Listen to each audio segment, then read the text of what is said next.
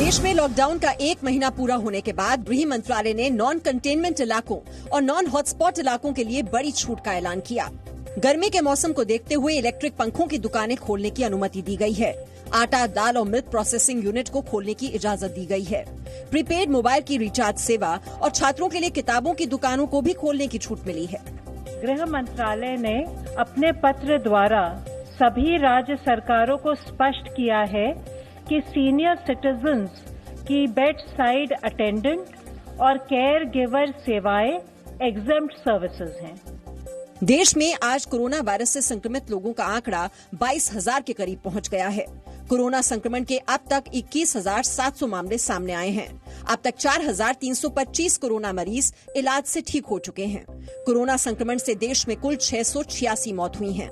24 घंटे में 1,229 नए मामले आए हैं और 34 लोगों की मौत हुई है। अच्छी खबर यह है कि देश में 12 जिले ऐसे हैं जहां पिछले 28 दिनों से कोई नया केस नहीं आया है, जबकि 78 जिलों में 14 दिनों से कोई नया मामला सामने नहीं आया है। कोरोना से निपटने के लिए बने एम्पावर्ड ग्रुप के चेयरमैन सीके मिश्रा का कहना है कि देश में कोरोना का संक्रमण ज्यादा नहीं फैला है। भारत की स्थिति दुनिया के कई देशों से बेहतर है। 1 महीने पहले जो हालत थी, लॉकडाउन की वजह से वो ज्यादा नहीं बिगड़ी है। लॉकडाउन से संक्रमण की चेन तोड़ने में कामयाबी मिली है। कोरोना पॉजिटिव मामलों की रफ्तार पर कंट्रोल हुआ है। टेस्टिंग की संख्या में काफी बढ़ोतरी हुई है। We have been able to utilize this time gainfully for preparing ourselves for the future. AIIMS के निदेशक डॉक्टर रणदीप गुलेरिया ने कहा कि लक्षण दिखने पर लोगों को कोरोना टेस्ट कराने के लिए आगे आना चाहिए। डॉक्टर गुलेरिया ने कहा कि कोरोना के मरीजों के साथ लोगों के व्यवहार से बीमारी बढ़ रही है। इसी वजह से कई लोग वक्त पर टेस्ट नहीं कराते हैं और जब वो अस्पताल पहुंचते हैं तब तक देर हो जाती है। Many patients who have COVID-19 or have flu-like symptoms are not coming forward, not coming to healthcare facilities, and because of that they are coming very late when they are really very breathless, and this is leading to higher mortality. Congress के अंतरिम अध्यक्ष सोनिया गांधी ने BJP पर बड़ा आरोप लगाया है। कांग्रेस कार्य समिति की बैठक में सोनिया गांधी ने कहा कि बीजेपी कोरोना महामारी के दौरान सांप्रदायिक सौहार्द बिगाड़ रही है और नफरत का वायरस फैला रही है। सोनिया गांधी के बयान पर सूचना और प्रसारण मंत्री प्रकाश जावड़ेकर ने कहा कि कोरोना संकट के दौर में कांग्रेस शर्मनाक राजनीति कर रही है।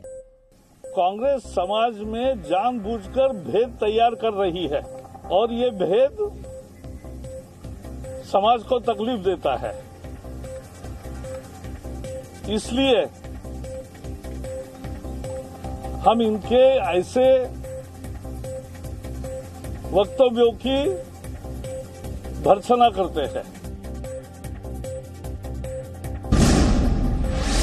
दिल्ली में एलएनजेपी अस्पताल के डॉक्टर के साथ कैट्स एम्बुलेंस के स्टाफ ने मारपीट की। एलएनजेपी के डॉक्टर का आरोप है कि कैट्स एम्बुलेंस के 2 स्टाफ पेशेंट लेकर अस्पताल आए। उन्हें इंतजार करने को कहा गया।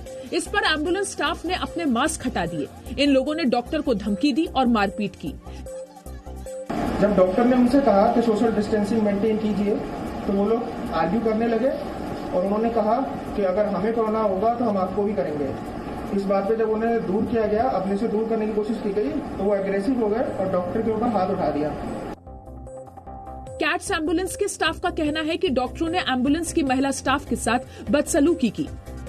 सीएमओ ने लड़की के ऊपर हाथ उठाया, सुबाना के ऊपर, और हाथ उठा के फिर उसको धक्का मारा और मैं उनको छुड़वाने लगा तो इन्होंने गार्ड ने, बाउंसरों ने और ये सीएमओ ने और डॉक्टर ने, हम सबने हमको मिलके मारा है। उत्तर प्रदेश के एटा में भी स्वास्थ्य कर्मियों पर आज हमला किया गया। गांव आसपुर से कोरोना संदिग्ध को एम्बुलेंस से लाते वक्त एक युवक ने ईंट पत्थरों से हमला किया। हमले में कोरोना संदिग्ध महिला सहित स्वास्थ्य विभाग की टीम के कई लोग घायल हुए हैं।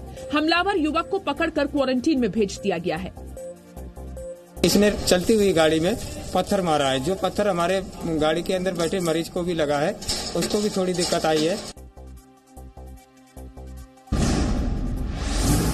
दिल्ली के जहांगीरपुरी में एक ही गली के 46 लोग कोरोना पॉजिटिव पाए गए हैं। जांच रिपोर्ट आने के बाद पूरे एच ब्लॉक को सील कर दिया गया है। दिल्ली में अब कंटेनमेंट जोन की संख्या बढ़कर 92 हो गई है। दिल्ली में कोरोना संक्रमितों की संख्या बढ़कर 2248 हो गई है। कोरोना संक्रमण से दिल्ली में अब तक 48 लोगों की मौत हुई है, जबकि 724 मरीज ठीक हुए हैं। दिल्ली में कुल मिलाकर 2248 पॉजिटिव केसेस अभी तक पाए गए हैं, जिसमें 92 केसेस कल ऐड हुए थे और कल 113 लोग रिकवर हुए हैं, ठीक हो गए हैं। कुल मिलाकर दिल्ली के अंदर 724 लोग अभी तक ठीक हो चुके हैं, जो कि 32% होता है। दिल्ली पुलिस की क्राइम ब्रांच में तैनात एक एएसआई में कोरोना संक्रमण पॉजिटिव पाया गया है। मानसरोवर में रहने वाले एएसआई के 6 पड़ोसियों में भी कोरोना संक्रमण मिला है। दिल्ली के ही मेहरौली में एक अपार्टमेंट को सील किया गया है। यहां रहने वाले एक स्वास्थ्य कर्मी और उसके रिश्तेदार की कोरोना पॉजिटिव पाए जाने के बाद अपार्टमेंट को सील किया गया। कोरोना संकट को देखते हुए दिल्ली सरकार ने मकान मालिकों को आदेश दिया है कि वो स्टूडेंट्स और मजदूरों से किराया न लें। इसके लिए सरकार ने सभी जिला अधिकारियों को जागरूकता अभियान चलाने का निर्देश दिया है। दिल्ली पुलिस की क्राइम ब्रांच की टीम ने आज निजामुद्दीन मरकज के प्रमुख मौलाना साद के फार्म हाउस पर छापा मारा। क्राइम ब्रांच की टीम ने शामली के कांधला में साद के फार्म हाउस पर ये छापेमारी की। क्राइम ब्रांच ने यहां साद के रिश्तेदारों से भी बात की। इससे पहले 19 अप्रैल को जी न्यूज की टीम भी कांधला में साद के फार्म हाउस पहुंची थी और उसके बारे में पड़ताल की थी। इस बीच उत्तर प्रदेश में तबलीगी जमात से जुड़े कोरोना संक्रमण के केस 938 हो गए हैं। राज्य अल्पसंख्यक आयोग ने तबलीगी जमात पर प्रतिबंध लगाने की मांग की है।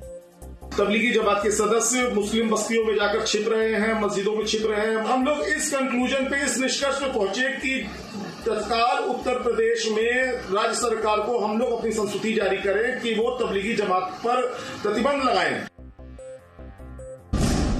कोरोना संकट के दौर में प्रधानमंत्री मोदी लोगों को बुजुर्गों का ध्यान रखने का संदेश दे रहे हैं। प्रधानमंत्री मोदी खुद लगातार बुजुर्ग नेताओं से बात कर रहे हैं। प्रधानमंत्री ने आज गुजरात के मेहसाणा में ऊंझा से बीजेपी के विधायक रहे नारायण पटेल से फोन पर बात की। मेरी और मेरे सारे परिवार की तबीयत की उसमें इंक्वायरी की, पूछताछ की और पूरा तबीयत कैसी है। इस दौरान प्रधानमंत्री मोदी ने नारायण पटेल से उनके घुटने के दर्द के बारे में भी पूछा। प्रधानमंत्री मोदी ने आज दिल्ली के पूर्व विधायक ओपी बब्बर से भी फोन पर बात करके उनका हाल पूछा। महामारी को लेकर प्रधानमंत्री मोदी ने 85 साल के ओपी बब्बर को स्वास्थ्य का ध्यान रखने की सलाह दी। No signal, no worry. Presenting Z News app with live TV, latest updates and expert opinion. Available on Google Play and App Store. Download it now.